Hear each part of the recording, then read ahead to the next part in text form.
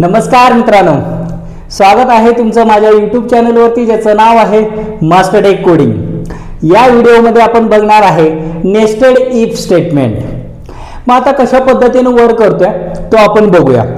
आता nested if statement म्हणजेच काय हो की एका इफ स्टेटमेंटमध्ये दुसरा एक इफ स्टेटमेंट असेल तर त्याला आपण म्हणतोय नेस्टेड इफ स्टेटमेंट. मग आता बघा, पहिल्यांदा काय होतोय, ज्यावेळी प्रोग्राम कंट्रोल इफ स्टेटमेंटमध्ये येतोय तर पहिल्यांदा कंडिशन 1 जो आहे तो कंडिशन 1 काय केला जातो, चेक केला जातोय. तो जर सपोज फॉर एक्झाम्पल ट्रू असेल तरच काय येणार आहे, कंडिशन 2 ला येणार आहे. ओके, परत आतमध्ये जे इफ स्टेटमेंट आहे त्या इफ स्टेटमेंटला येणार. मग त्या इफ स्टेटमेंटमध्ये आपण काय लिहिलं, कंडिशन 2 लिहिलं आणि पहिल्यांदा कंडिशन 2 काय होणार, परत चेक होणार. आणि जर कंडिशन 2 जर ट्रू असेल तर काय होणार आहे, जो आपण स्टेटमेंट लिहिलेला आहे तो स्टेटमेंट काय होणार आहे, एक्झिक्यूट होणार आहे. आणि तो स्टेटमेंट एक्झिक्यूट झाला की काय होतं, आपला एंड ऑफ स्टेटमेंट होतो. बघा, पहिल्यांदा ज्यावेळी प्रोग्राम कंट्रोल इफ स्टेटमेंट मध्ये येतोय, ओके, जो बाहेरचा इफ स्टेटमेंट आहे त्यावेळी पहिल्यांदा कंडिशन 1 चेक केली जाते. कंडिशन 1 जर ट्रू असेल तर कंडिशन 2 ला येणार आणि कंडिशन 2 जर ट्रू असेल तर हा जो स्टेटमेंट आहे हा स्टेटमेंट काय होतोय, एक्झिक्यूट होतो. आणि हा स्टेटमेंट एक्झिक्यूट झाला की काय होतंय, एंड ऑफ स्टेटमेंट. आणि जर सपोज कंडिशन 1 जर फॉल्स असेल तर डायरेक्टली काय होतो, आपला जो स्टेटमेंट आहे तो स्टेटमेंट एंड होतो. मग ह्या पद्धतीने काय हो, नेस्टेड इफ जो स्टेटमेंट आहे तो स्टेटमेंट वर्क करतो. मग आता चला आपण एक प्रोग्राम बघूया आणि त्या प्रोग्राम थ्रू समजून घेऊया की इफ नेस्टेड इफ स्टेटमेंट कशा पद्धतीने वर्क होतो. मग आता आपल्याला काय करायचं आहे, एक नंबर युजरकडनं एंटर करून घ्यायचा आहे आणि तो नंबर पॉझिटिव्ह आहे का चेक करायचा आहे. आणि जर सपोज तो पॉझिटिव्ह असेल तरच मला चेक करायचा आहे की तो इव्हन आहे का, म्हणजे इव्हन नंबर आहे का. ओके, चला तर मग आपण बघूया प्रोग्राम कशा पद्धतीने एक्झिक्यूट होतो. पहिल्यांदा काय हो, hash include stdio.h int main. Okay, आता पहिल्यांदा आपल्याला एक नंबर युजर कडनं एंटर करून घ्यायचा, त्यामुळे काय हो, एक व्हेरिएबल लागणार आपल्याला इंट एन. मग युजर कडनं एंटर करून घेण्यासाठी एक मेसेज प्रिंट करायला पाहिजे, printf enter a number. Store करून घेण्यासाठी काय हो, स्कॅनएफ %d एम्परसँड n. मग आपल्याला काय हो, एक नंबर आलेला आहे. मग तो नंबर पहिल्यांदा काय चेक करायचा आहे, पॉझिटिव्ह आहे का चेक करायचा आहे. जर पॉझिटिव्ह असेल तरच आपल्याला चेक करायचं आहे की तो इव्हन आहे का. मग पहिल्यांदा इफ स्टेटमेंट, मग पहिल्यांदा काय चेक करायचं आहे, तो पॉझिटिव्ह आहे का. मग पॉझिटिव्ह कधी असतोय, जर ग्रेटर दॅन 0 असेल तर तो काय असणार आहे, पॉझिटिव्ह असणार आहे.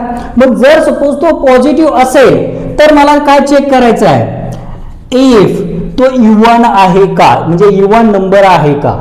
मग आता इव्हन नंबर कधी असतो, तर बघा की कुठल्याही नंबरला जर आपण 2 न डिवाइड केलो आणि जर त्याचा रिमाइंडर काय येत असेल, 0 येत असेल तर त्या नंबरला आपण काय म्हणतोय, इव्हन नंबर म्हणतोय.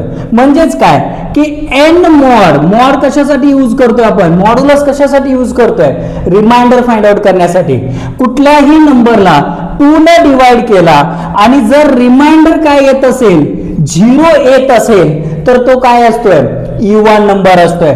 मग इथं आपण काय प्रिंट करणार, even number, printf even number. Okay, and हा प्रोग्राम काय हो, क्लोज झालेला आहे. मग नंतर लास्टला काय हो, रिटर्न 0. ओके, अशा पद्धतीने आपला हा प्रोग्राम कंप्लीट झालेला आहे. बघा, आता एक नंबर टाकतो, सपोज फॉर एक्झाम्पल 5 आहे. मग आता 5 इज ग्रेटर दॅन 0 आहे का, आहे, बरोबर आहे. मग आता मला चेक करायचा आहे तो इव्हन आहे का. मग आता मला सांगा 5 mod 2 = 0 आहे का, नाही आहे. मग ह्याच्यात हा कंडिशन तुमचा काय झाला, फॉल्स झाला. मग हा कंडिशन ज्यावेळी फॉल्स होईल त्यावेळी हा स्टेटमेंट एक्झिक्यूट होणार आहे का, नाही होणार, बरोबर आहे. मग हा स्टेटमेंट जर एक्झिक्यूट झाला नाही तर आपल्याला काय हो, काहीही प्रिंट होणार नाही. मग आता सपोज एक नंबर मी टाकतोय काय हो, 4. मग आता मला सांगा 4 इज ग्रेटर दॅन 0 आहे का, आहे. मग आता 4 mod 2 = 0 आहे का, आहे. मग त्यावेळी काय प्रिंट होणार आहे, इव्हन नंबर प्रिंट होणार आहे. मग ह्या टाईपचे जे काही प्रोग्राम्स आहेत मग त्या प्रोग्रामसाठी आपण काय हो नेस्टेड इफ स्टेटमेंटचा यूज करतोय. आता जर सपोज मी निगेटिव्ह जर 4 टाकलो तर काय होणार आहे. आता -4 इज ग्रेटर दॅन 0 आहे का नाही आहे, म्हणजे तुमचा कंडिशन काय झाला इथंच फॉल्स झाला. मग इथं फॉल्स झाला असेल तर ह्या स्टेटमेंटमध्ये येणार नाहीये. मग डायरेक्टली तो काय होतोय एंड ऑफ होतोय, म्हणजे एंड ऑफ द स्टेटमेंट होतं. क्लिअर झाला कशा पद्धतीनं नेस्टेड इफ स्टेटमेंट वर्क होतं. चला तर हा प्रोग्राम आपण काय प्रॅक्टिकली करून बघूया. चला तर मित्रांनो बघूया नेस्टेड इफ स्टेटमेंट कशा पद्धतीने वर्क होतंय. पहिल्यांदा hash include stdio.h okay int main. मग आता आपण काय एक नंबर युजरकडनं एंटर करून घेणार होतो आणि तो पॉझिटिव्ह असेल तरच चेक करायचा आहे की तो इव्हन आहे का. मग आता एक व्हेरिएबल आपल्याला लागणार आहे इंट एन. एक मेसेज प्रिंट करतो काय printf enter a number okay. आणि स्टोअर करून घेण्यासाठी काय स्कॅनएफ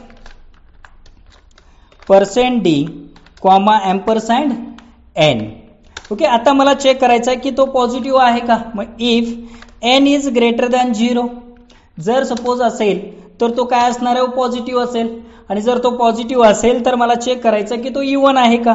मग if N mod 2 equal to 0 असेल तर तो काय असणार आहे पॉझिटिव्ह नंबर. मग प्रिंटएफ काय पॉझिटिव्ह नंबर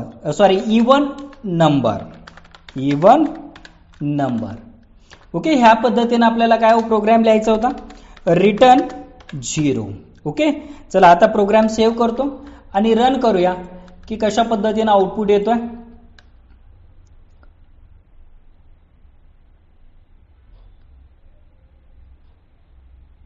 बघा एक नंबर आपल्याला आता एंटर करायचा. सपोज आता 4 एंटर केलेला आहे.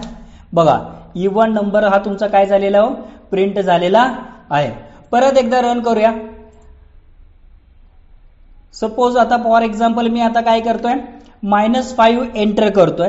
जर -5 जर एंटर केलो तर तो काय हा कंडिशन इथंच फॉल्स होणार आहे. मग इथं या स्टेटमेंटमध्ये येणार नाहीये ओके. मग आपल्याला आउटपुट काही प्रिंट होणार नाही. मग ह्या पद्धतीनं काय नेस्टेड इफ जो स्टेटमेंट आहे तो स्टेटमेंट वर्क होतोय. हा जर व्हिडिओ जर तुम्हाला आवडला असेल तर लाईक करा, शेअर करा, कमेंट करा आणि सबस्क्राईब करायला विसरू नका.